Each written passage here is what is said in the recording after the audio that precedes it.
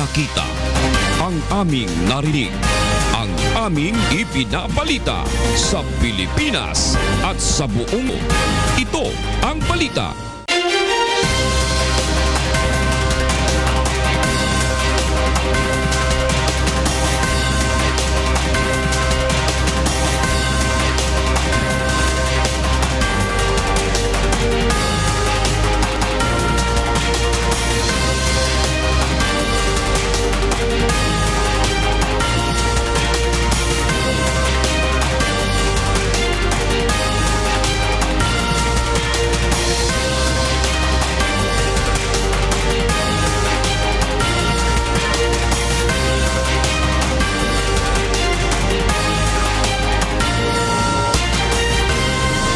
Magandang hapon Pilipinas at sa buong mundo.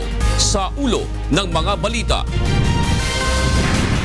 Pangulong Duterte pinaliwanag sa mga negosyante sa Japan na purely business ang layo ng pagkiling sa China. Libo-libong polis ipapakalat ngayong undas upang magbantay ng seguridad sa mga terminal at sementeryo. Implementasyon ng number coding scheme lifted simula October 31 hanggang November 1 dahil sa long holiday. Expanded no window hours sa number coding scheme sisimula ng ipatupad sa November 2. Mga tauhan ng PNP na sangkot sa marahas na rally dispersal sa US Embassy, inireklamo sa Ombudsman. Pangulong Duterte formal nang iniatas ang paggamit sa Citizens Complaint Hotline number 8888.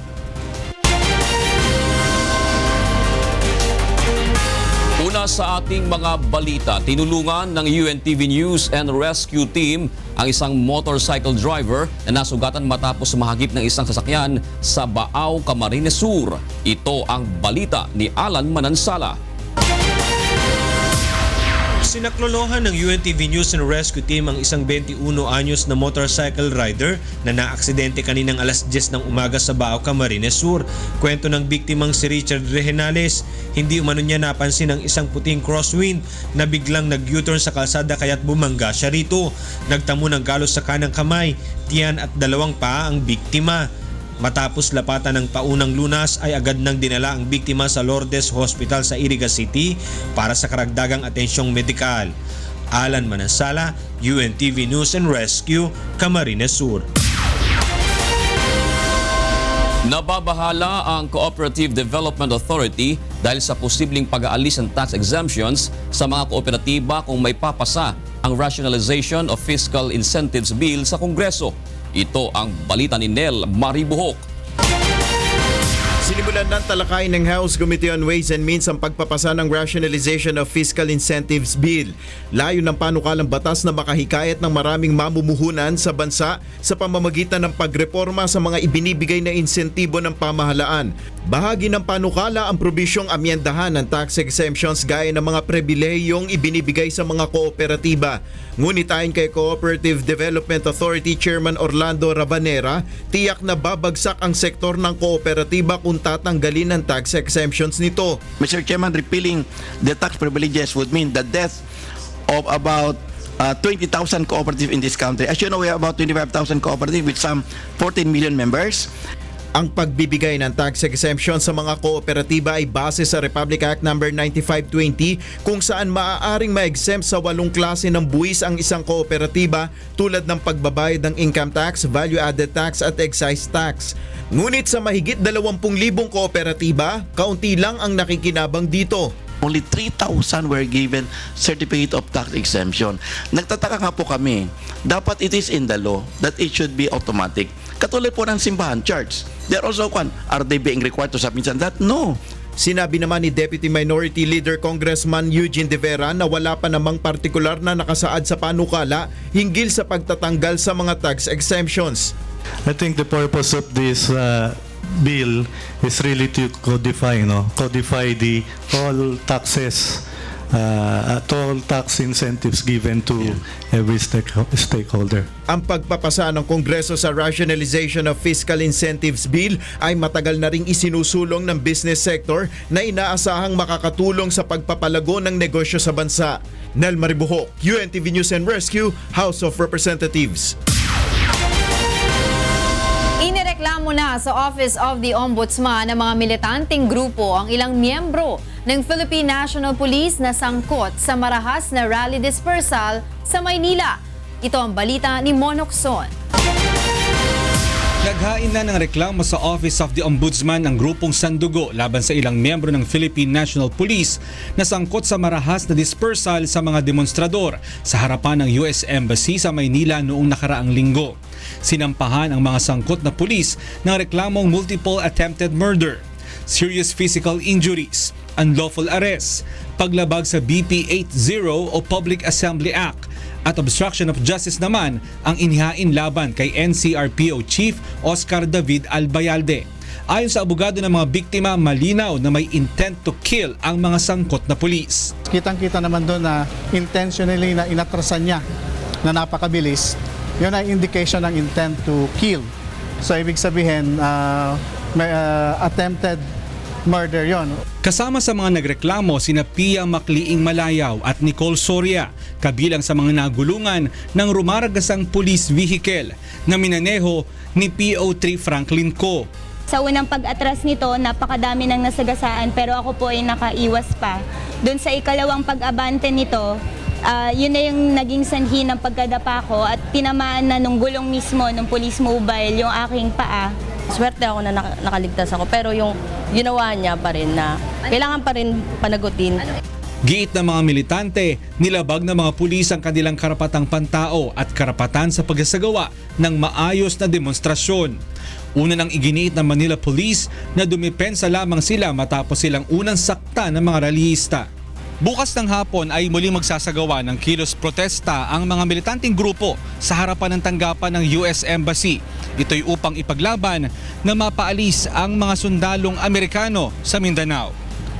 Mon Hokson, UNTV News and Rescue, Office of the Ombudsman. Bukod sa mga lokal na opisyal, kasama rin sa posibleng sampahan ng reklamo ng Office of the Ombudsman ng environment official sa mga lugar na patuloy na nagpapatakbo ng illegal dump sites. Ito ang balita ni Victor Cosare. Humarap sa ipinatawag na fact-finding investigation ng Office of the Ombudsman ang mga lokal na opisyal ng Cagayan de Oro City. Isa ang lungsod ng Cagayan de Oro sa 7 syudad at munisipalidad sa Mindanao na iniimbestigahan ng Environmental Ombudsman Team kaugnay ng reklamo ng paglabag sa Republic Act No. 9003 o ang Ecological Solid Waste Management Act of 2000. Ang reklamo ay nag-ugat sa patuloy na pagmamantine ng naturang local government units ng illegal o open dump site. Sa open dump site, halo-halo ang itinatambak na basura dito taliwas sa isinasaad ng batas na dapat ay nagsasagawa ng segregation ng mga basura.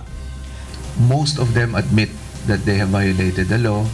The only explanation they can put forward is the fact that they don't have sufficient funds, they don't have sufficient resources. But these are not excuses. These are not legitimate excuses because it has been 15 years since the law was passed, and many of the mayors involved here have been mayors for 9 years. Maharap sa kasong kriminal at administratibo ang mga kawani ng lokal na pamahalaan na nagpabaya kaya patuloy na umiiral ang open dump sites sa iba't ibang lugar sa bansa. Ayon sa pinuno ng Environmental Ombudsman Team, sa aspetong kriminal, maaaring makulong ang nagpabayang opisyal. Habang sa aspetong administratibo ay maaari silang matanggal sa serbisyo at posibleng hindi na uli makahawak ng posisyon sa gobyerno. Subalit bukod sa mga opisyal ng lokal na pamahalaan, kasama ring iniimbestigahan ng Office of the Ombudsman ang mga environment officials sa mga lugar na nakitaan ng paglabag sa Republic Act 9003. We're also looking at liability of DNR officials particularly region officials, because they have been here for so long and they have not been able to implement the law. Sa ngayon, aabot sa 50 local government units sa buong bansa ang sinampahan ng reklamo sa Ombudsman dahil sa paglabag sa RA 9003. Ang total LG officials involved dito across the country is 550 local officials, 50 mayors, 50 vice mayors, 450 Sangguniang Bayan members. Middle of next year, there will be a second batch of 100 LGUs that will be charged before the Office of the Ombudsman. Sa tala ng Ombudsman, as of September 2016, nasa 29 na open dump sites na rin ang kanilang ipinapasara. Victor Cosare, UNTV News and Rescue, Davao City. Ipinaliwanag ni Pangulong Rodrigo Duterte sa mga negosyante sa Japan na ang pagpapalago ng ekonomiya ang layon ng paglapit ng Pilipinas sa China. Muli ring nanindigan ng Pangulo sa isinusulong na independent foreign policy ng kanyang administrasyon. Ito ang balita ni Danny Ticso. Hinarap ni Pangulong Rodrigo Duterte ang daang-daang Japanese at Filipino businessmen sa Tokyo sa ikalawang araw ng kanyang official visit sa Japan. Dito pinaliwanag ng Pangulo ang pangunahing layunin ng pakikipag-alyansa ng Pilipinas sa China. And I would like to assure you that all there was economics. We did not talk about arms. We did not talk about stationing of troops. We avoided talking about alliances, military or otherwise. Muli ring nanindigan ng Pangulo sa isinusulong na independent foreign policy ng Pilipinas sa ilalim ng kanyang administrasyon. Gayon din sa pagpapatupad ng maigting na kampanya kontra iligal na droga. Ang mga isyong ito ang dahilan kung bakit nakakatanggap ng batikos ang Pangulo mula sa iba't ibang international organization. Muli ring iginiit ng Pangulo ang desisyong tapusin ang military alliance ng Pilipinas at Amerika at ang pagkakaroon ng mas magandang relasyon sa China para sa usaping pang-ekonomiya. I want maybe in the next 2 years, my country freed of the presence of foreign military troops. I want them out. And if I have to revise or abrogate agreements, executive agreements, I will. This will be the last maneuver, war games between the United States and the Philippines. Sinabi rin ng Pangulo na determinado ang Pilipinas na lumikha ng mas maraming trabaho para sa mga Pilipino sa pamamagitan ng pagbibigay prioridad sa economic ties. Hinikayat rin ng Pangulo ang business sector ng Japan na patuloy na mamuhunan sa Pilipinas, partikular na sa agriculture at infrastructure sector. Sa huli, pinasalamatan ng Pangulo ang Japan dahil sa patuloy nitong pagtulong sa Pilipinas. Ngayong gabi, nakatakdang dumalo sa isang expanded bilateral meeting sina Pangulong Duterte at Prime Minister Shinzo Abe. Magkakaroon din ng rare one-on-one talks ang dalawang leader kung saan inaasahang tatalakayin ang maritime dispute sa West Philippine Sea. Danny Tigzon, UNTV News and Rescue, Tokyo, Japan. Naniniwala naman si dating Senador Juan Ponce Enrile na dapat pag-aralang mabuti ni Pangulong Rodrigo Duterte ang planong pagpapawalang bisa sa Enhanced Defense Cooperation Agreement o EDCA ng Pilipinas at Amerika. Ito ang balita ni Roderick Mendoza. Nagpahiwatig na si Pangulong Rodrigo Duterte na ipapawalang bisa niya ang Enhanced Defense Cooperation Agreement na nilagdaan ng Pilipinas sa Estados Unidos. Ngunit ngayon pa lang may mga tumututol na sa planong ito ng Pangulo. Ayon kay dating Senador Juan Ponce Enrile, hindi niya sinasabing mali ang pag-atras sa alyansang militar sa Amerika, ngunit dapat itong pag-aralang mabuti. Pwede yan, pero ang question, kaya ba natin? Ano ang kapalit? Dahil wala tayong kagamitan para pangalagaan ang ating seguridad ngayon . Para naman sa isa pang dating mambabatas, dapat ding isalang-alang ang sentimiento ng publiko gaya ng pagtutol ng mga taga-Zamboanga sa pagpapaalis sa tropa ng Amerika sa kanilang lugar. No less than the LGU, the Zamboanga City government objected to that because they said, no, we want them here because we feel more secure with them present because they help in improving our fight against the Abu Sayyaf. Dapat din nilang ikonsidera na sa ngayon wala tayong kakayahang depensahan ang ating teritoryo.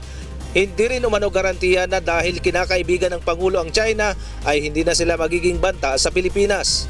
We must always consider China as a potential intruder into our country.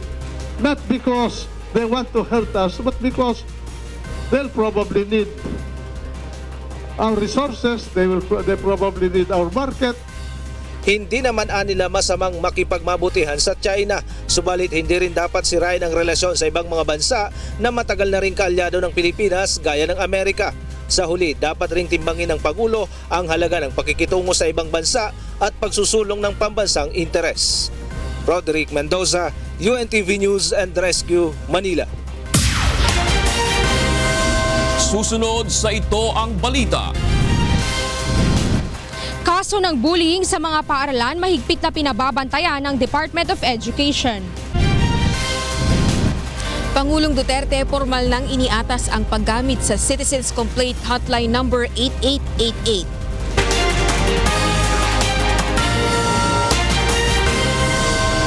Ipinag-utos na ni Pangulong Rodrigo Duterte ang opisyal na paggamit sa numerong 8888 bilang Citizens Hotline number.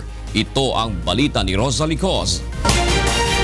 Sa bisa ng Executive Order number 6, iniutos na ni Pangulong Rodrigo Duterte ang paggamit sa telephone number 8888 bilang Citizens Complaint Hotline number.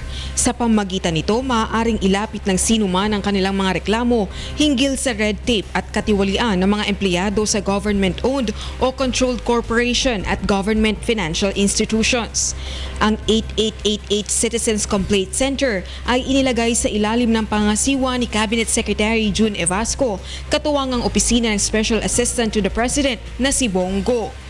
24 hours a day, 7 days a week ang operasyon nito at ang mga ahente ang tatanggap ng tawag at reklamo sa pamamagitan ng telephone hotline facility.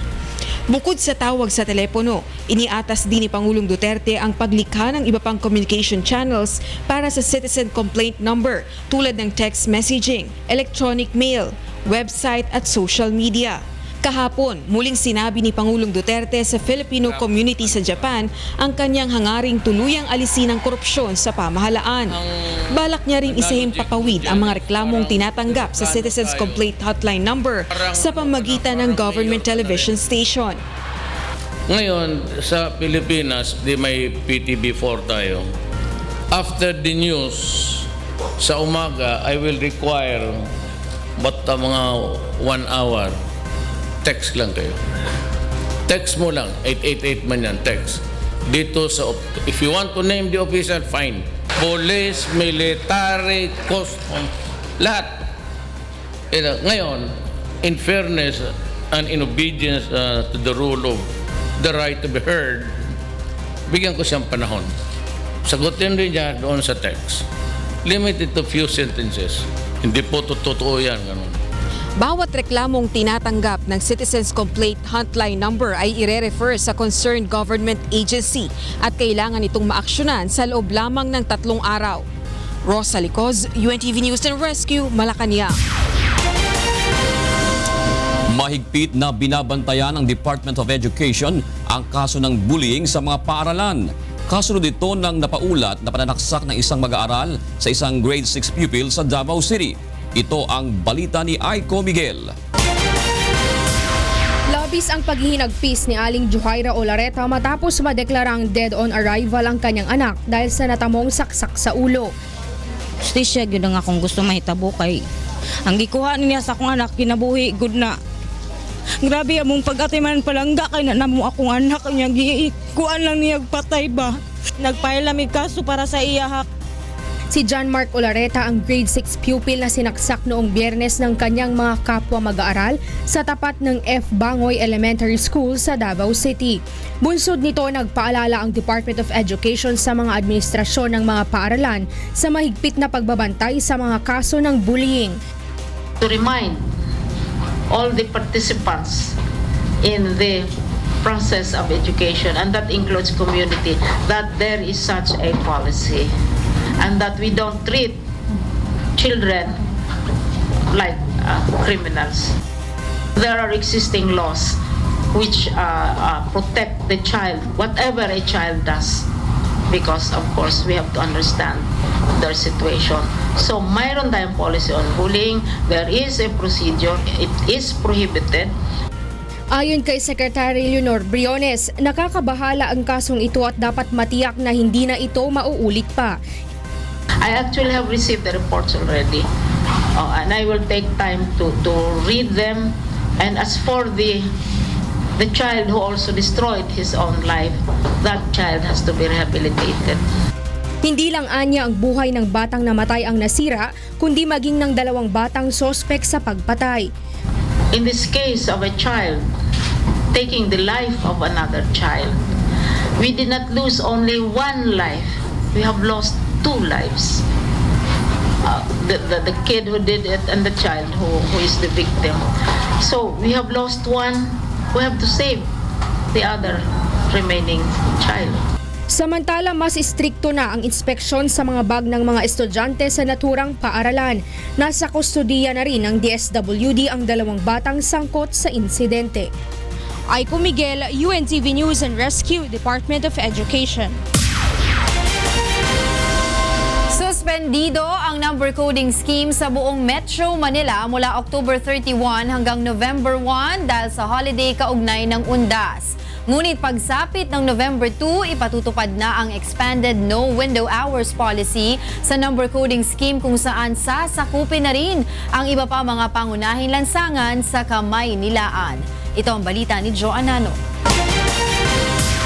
Deklaradong holiday ang October 31 at November 1 dahil sa paggunita ng Undas. Kaya suspendido pansamantala ang implementasyon ng number coding scheme sa Metro Manila. Ito ay upang bigyang daan ng pagbiyahe pauwi ng probinsya ng ating mga kababayan na nais samantalahin ang long weekend.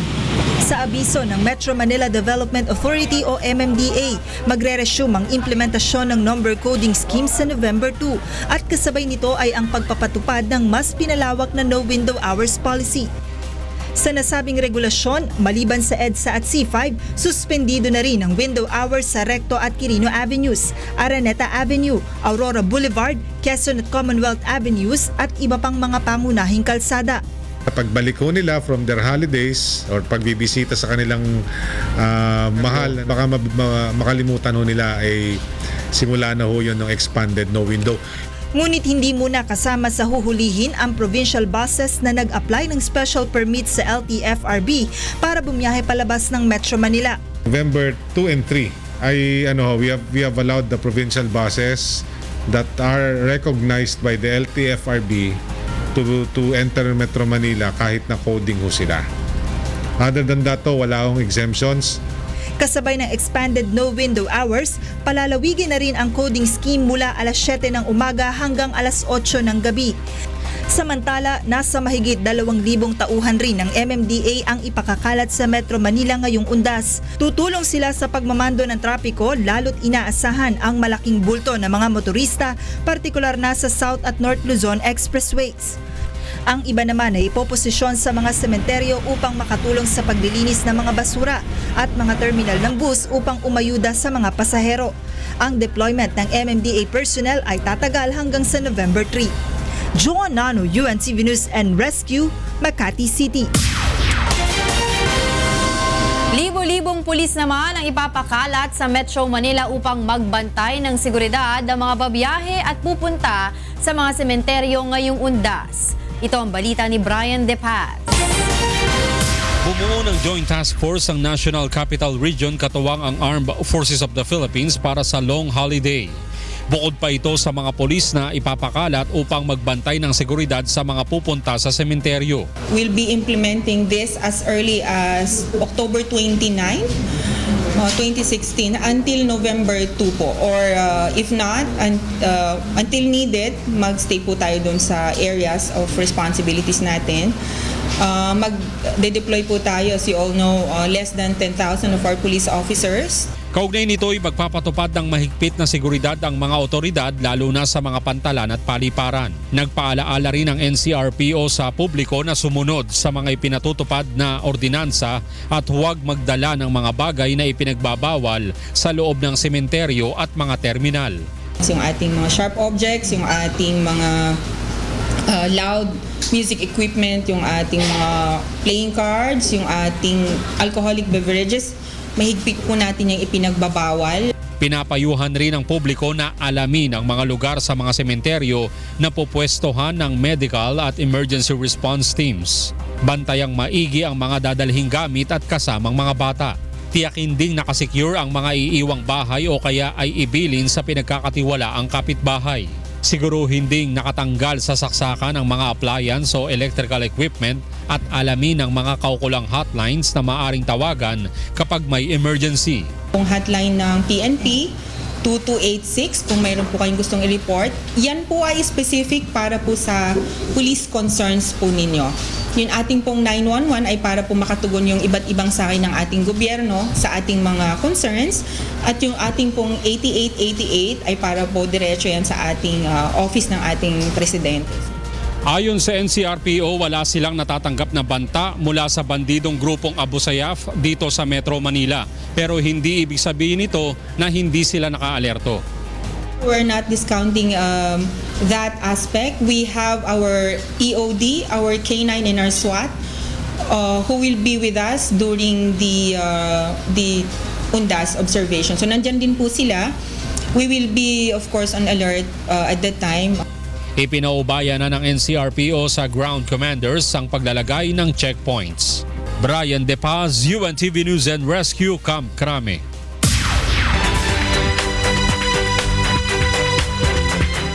At karike katamong balitang Bromdi. Inspeksyon na naning Philippine Port Authority reng terminal king Batangas ang Kalapan bilang pamagsadya daking pamagdagsada ring biyahero ngening long holiday. Ining balita ng Sherwin Colubong. Mahigit 20,000 pasahero ang inaasahan ng Philippine Ports Authority o PPA na dadagsa sa mga pantalan ngayong long weekend. Ayon sa PPA, posibleng sa Biyernes bumuhos ang bulto ng mga magbabakasyon sa iba't ibang probinsya upang samantalahin ang mahabang holiday. Bunsod dito, ininspeksyon na ng PPA ang mga pantalan sa Batangas at Calapan Oriental, Mindoro upang matiyak na maging maayos ang biyahe ng mga pasahero. Initial concern that we have is to make sure that while they're waiting for their trips, they are comfortable na hindi sila masyadong napapagod at naaaburido habang naghihintay. Naglagay na rin ang PPA ng libreng Wi-Fi connection at LED screen sa terminal para sa mga pasahero. Nagpaalala na rin ang PPA sa mga pupunta sa mga pantalan na iwasang magdala ng mga armas, patalim, lighter at iba pang ipinagbabawal na bagay upang maiwasan ang abala. Sherwin Colubong, UNTV News and Rescue, Batangas City. Plano na ning city government ay ilipat king permanent ing santungan deng may tatagan pang 2,000 residente at yung temporaryong santungan king Tacloban City. Ining report ng Jeneline Gakit. Super 200 pa nga mga pamilya nga naapektaran ng Bagyo Yolanda inagpapabilin pa tubtubyan na ang mga temporary shelter hanorte nga partihan syudad. Sumalaha lokal nga panggobyernohan, target nira nga maibalhin na hanapulo nga permanent shelter sites tikang halim mga barangay ang mga residente sunod nga bulan. Early November may another batch ulit. So we're really hoping na sana before Christmas, wala na pong mga nakatira sa temporary shelter. And of course, before Christmas, maglilipat din kami ulit ng ibang mga nakatira sa danger zones na mailipat sila dun sa kanilang mga permanent homes. Pababalhin no nagihapon nira ang mga naguukoy pa coastal area, ilabi na nga gintikakanahan Department of Public Works and Highways o DPWH ang ira tide embankment projects. Lahat kami tulong-tulong and we made sure na makalipat sila. Meron pa mga nag-donate na mga bigas sa kanila. Kami sa office namin, nag-arrange ng sasakyan, lipat bahay. Kasi syempre may mga dala sila may mga gamit sila. Naglalaom gihapon ang lokal nga panggobyernohan nga mariresolba na god ang problemahan water supply ha mga relocation sites, labi na yan na nga inaprubahan na ang Department of Budget and Management ang pundo para pagtindugin permanent water system sa syudad. Pero samtang diri pa natatapos ang proyekto, padayon laanay nga susuplayan han LGU hin 80 toneladahin tubig ha mga resettlement sites. Jeneline Gakit, Notisyangan Bulig, Tacloban City. Minabot king may gita 2,000 ing bilang daring makakulong ni king Davao City Jail. Peka marakal ni reng may kulong uli na ning bawal a droga. Ining balita ng Janice Inhente. Niabot na sa 2,960 ang gidaghanon sa mga inmates sa Davao City Jail. Sobra kini sa kapasidad sa kulungan nga kutob lang sa 290. Ang congestion rate niya kaysa pagkakaroon na atay 900% na congestion. Kada adlaw nasa napulo ang ginakulong tungod sa kaso sa illegal na droga. Apan dili sab mo sobra sa tulo ang ginabuhian. Sa sobrang kaguot, nagtinakdanay na og sakit ang uban nga mga preso. Yes, na ay community diseases like PTB, pero ang amo ang health service active man pud kaayo na maghaw sa ilaha. Sumala pa kay Malnegros, gipasaka na nila sa lokal na kagamhanan ang pagdungag og pasilidad aron marisolba ang problema sa jail congestion. Currently nagalabi na po ang ato ang mga panggamhanan sa pagpangayo og usa ka bag-o nga lugar para sa isa ka bag-o, moderno o sakto nga jail para ma-implementar gyud ang maayong rehabilitation program sa BJMP. Janice Inhente, UNTV News and Rescue, Davao City. At siya ning kay katamong balita ay bating miyayaliwang lugar king kay katamong bansa. Ako Ifrima Salonga Gloria Maya Pabeng.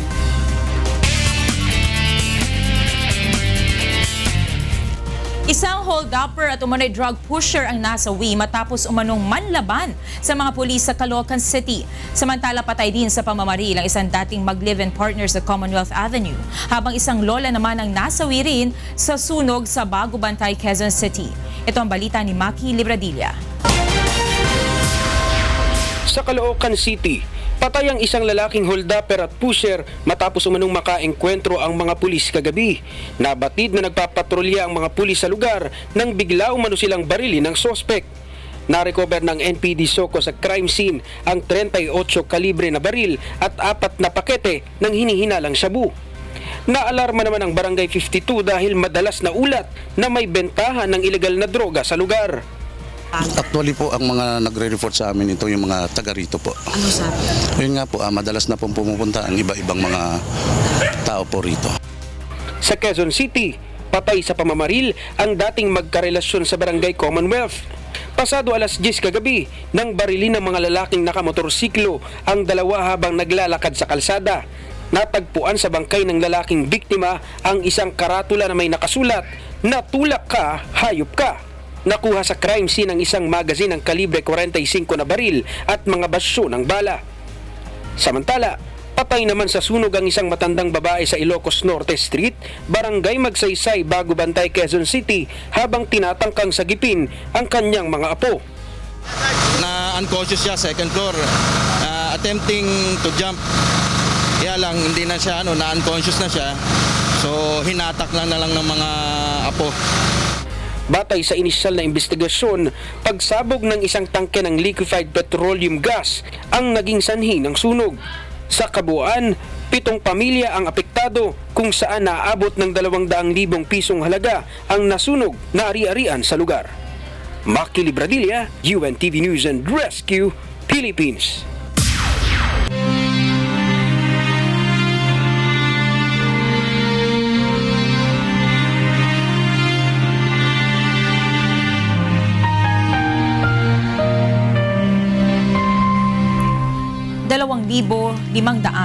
at 29 na araw na po ang nakalipas mula na maganap ang malagim na Maguindanao Massacre. Ngunit hanggang ngayon ay naghahanap pa rin tayo ng katarungan sa mga biktima ng malagim na krimen. At sa tila madilim na hinaharap ng kaso, hindi po bibitiw ang UNTV sa labang ito hanggang makamit ang katarungan, hindi lamang para sa aming 4 na kasamahan, kundi sa lahat ng mga biktima ng karumal-dumal na pamamaslang. Susunod sa Ito ang Balita. Pagkakaroon ng standard na paghahanda at koordinasyon sa panahon ng kalamidad isinusulong ng ilang grupo.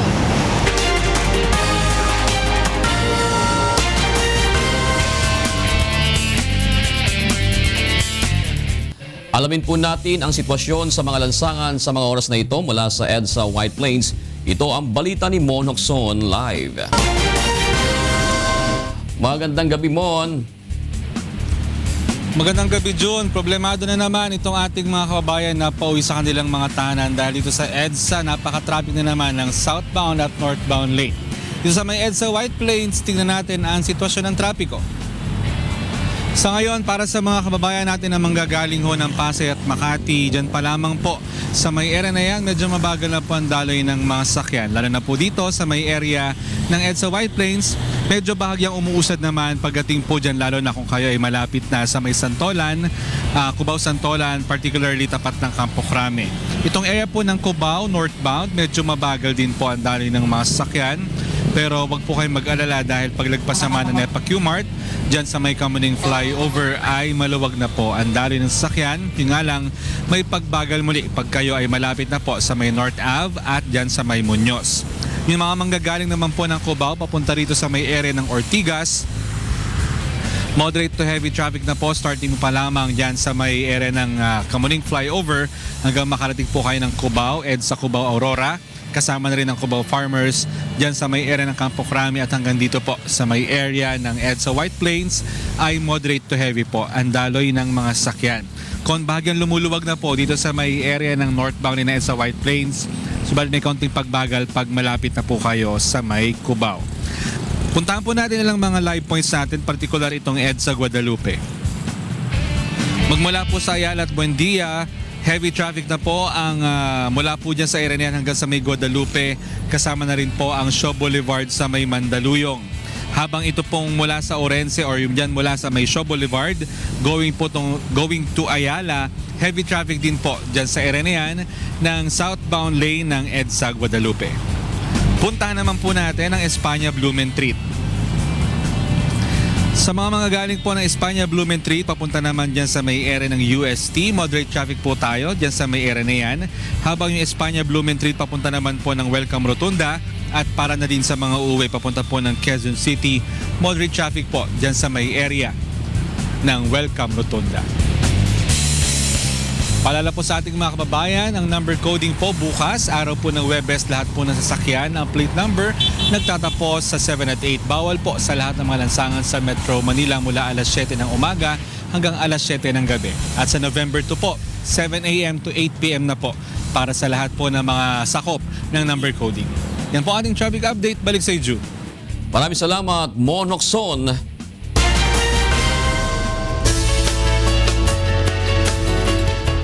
Alamin natin ang latest sa lagay ng panahon mula kay Ray Pelayo na nasa UNTV Weather Center.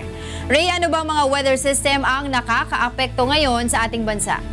Magandang gabi, Angela, at sa ating mga kasambahay. Active ngayon itong Intertropical Convergence Zone at ito yung pinaka nagiging breeding ground ng isang tropical cyclone o LPA. Maaaring dyan magmula yung LPA o bagyo na makakaapekto sa ating bansa. Pero sa ngayon ay wala pa namang nakikitang ganon ang pag-asa. Angela. Sige Ray, bigay mo na ang kabuuang lagay ng panahon sa Magdamag. Narito po ang magilagay ng panahon sa mga susunod na oras. Yung pong Intertropical Convergence Zone nga po nakaka-apekto ngayon sa may area ng Mindanao. At sa forecast naman po ng Pag-asa, ang area po ng Palawan ay makakaranas po ng makulimlim na lagay ng panahon at magkakaroon ng mahina hanggang sa katamtamang pag-ulan. May mga tsansa na magkakaroon po ng isolated rain showers and thunderstorms sa Metro Manila at mas malaking bahagi po ng Luzon. Sa Science Garden sa Quezon City, maaari pong umabot sa 34 degrees Celsius ang maximum temperature bukas. 35 sa Tuiguegarao, Baguio po 16 to 26 at sa Puerto Princesa City sa Palawan hanggang 33 degrees Celsius. Ang area po ng Visayas ay makakaranas din po ng mga pagulan, pagkidlat at pagkulog. Sa Iloilo City ay maaari pong umabot naman sa 34 degrees Celsius ang maximum temperature. Medyo malinsangan po dyan. Sa Metro Cebu at Tacloban City hanggang 32 degrees Celsius. Buong Mindanao, makulimlim po ang lagay ng panahon dahil nga po sa ITCC at makakaranas po dyan ng light to moderate rains. Sa Cagayan de Oro City, maaari pong umabot sa 33 degrees Celsius ang maximum temperature at 33 gayon din po sa may area ng Metro Davao. Zamboanga City hanggang 34 degrees Celsius. Samantala, ang ating pong sunrise, 5:50 a.m. Ating naman pong sunset, 5:30 p.m. Yan ang ating mulat panahon. Umulan man po tumaraw, huwag natin kalilimutang pasalamatan ang Diyos na lumalang. Balik sa inyo, studio. Maraming salamat sa iyo, Ray Pelayo, live na nagulat mula sa UNTV Weather Center. Samantala, pinag-aaralan na ngayon ng iba't ibang ahensya ng pamahalaan kasama ang non-government organizations ang pagkakaroon ng Philippine Disaster Humanitarian Standard. Ito ang balita ni Grace Cassin. Pinag-iisa na ngayon ng iba't ibang ahensya ng pamahalaan ang mga guideline na kanilang sinusunod sa disaster preparedness and response. Layunin nito na magkaroon ng Philippine Humanitarian Standards upang magkaroon ng pamahalaan ng iisang aksyon tuwing tatamaan ng kalamidad ang bansa. Maraming guidelines na hindi talaga fully nabababa or naiintindihan ng implementor, which is the local government unit. Aminado ang Department of Social Welfare and Development na sa kabila ng pagkakaroon ng sariling guidelines, mayroon pa ring report na dumarating sa kanila na hindi umano naaabot ng tulong. May mga reklamo pa rin dumarating, hindi naabutan, parang hindi pareho yung naibigay sa kanila. Mabibigyan ba lahat? Base naman sa sariling karanasan ni Giwan Eastern Samar Social Welfare Officer Zenaida Cunanan, nung tumama ang bagyong Yolanda sa Eastern Samar, walang maayos na koordinasyon ang bawat ahensya ng pamahalaan. Kaya 3 araw pa ang lumipas bago sila nabigyan ng relief goods. Hindi coordinated yung efforts at saka hindi mo pa alam kung ano talaga yung mga pangailangan na dapat sana ibibigay pa sa tao. Target ng grupo na matapos ang Philippine Humanitarian Standards Guidelines sa loob ng 1 taon at agad nila itong isusumite sa Pangulo. Grace Cassin, UNTV News and Rescue, Quezon City.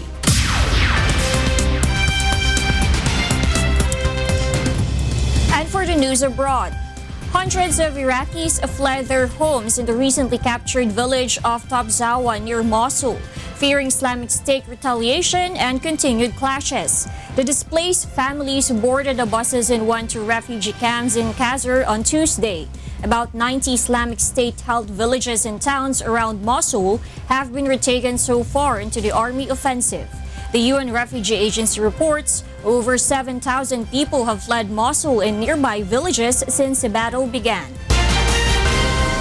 Over 300 migrants, including women and children, who were trying to reach Italy were rescued on Tuesday by Malta-based NGO Migrant Offshore Aid Station. The migrants who left from the coast of Libya were from Nigeria, Togo, Pakistan, Syria, and Libya. For a third year, people smugglers are taking advantage of the chaos in Libya by sending migrants fleeing violence and poverty in Africa and the Middle East on overcrowded boats toward Italy and the EU. The International Organization for Migration estimates more than 3,000 have died or disappeared trying to cross the Mediterranean this year. A 12-year-old boy was shot and wounded by a classmate during an argument outside a middle school in Sandy, Utah on Tuesday. The injured boy was taken to a hospital for treatment, but his condition was not immediately known. The boy who fired the shot was taken into police custody. The lockdown in middle school was lifted later after ensuring the safety of students. And those are the stories making headlines from around the world. I'm Darlene Basingan. Good evening.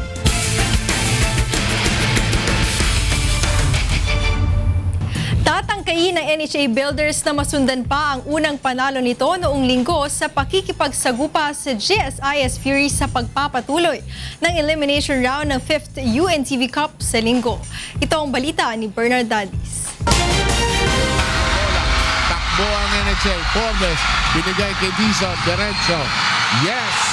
Porsigido ang Season 4 4th placer NHA Builders na masundan ang kanilang panalo noong nakaraang linggo laban sa HOR Solons.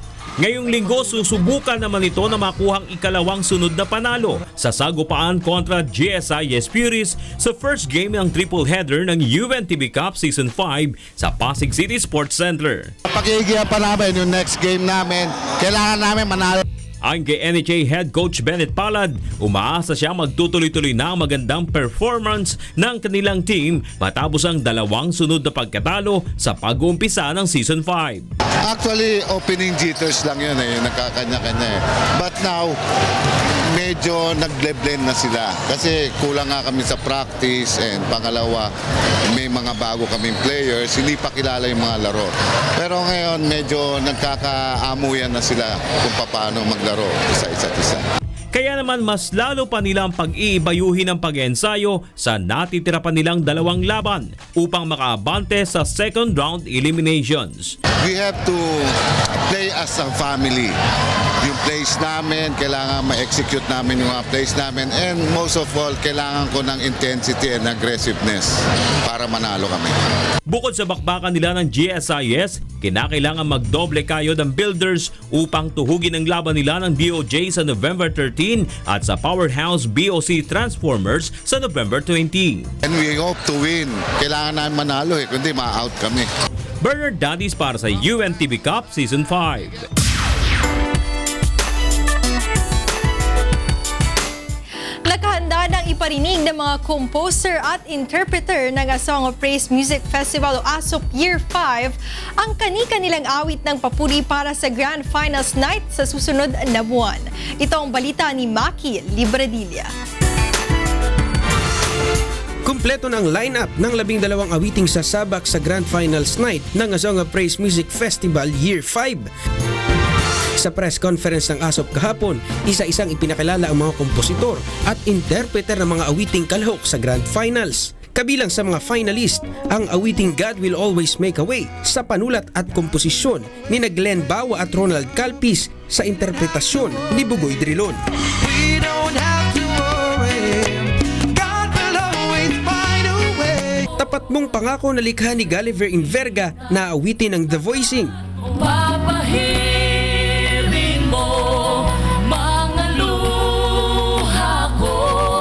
Ikaw Lamang ni Jonathan Santarita sa interpretasyon ni Tim Pavino.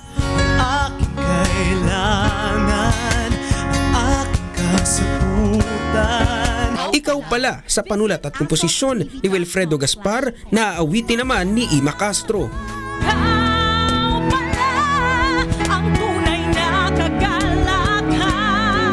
Tanging Ligaya na likha ni Angelica Soriano sa interpretasyon ni Zendi.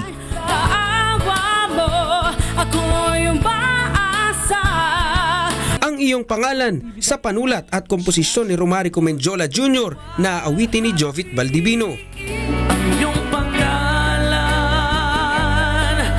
ang una at huli. Patawarin Mo Ako na likha ni Fernando Gardon sa interpretasyon ni Chris Lawrence. Patawarin mo ako, o aking amang nasa langit.